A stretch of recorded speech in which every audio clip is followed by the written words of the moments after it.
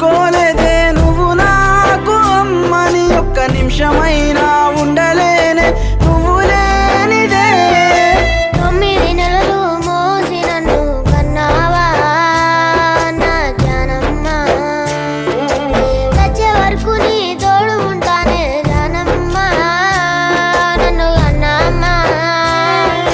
జానమ్మ నన్ను గన్నమ్మ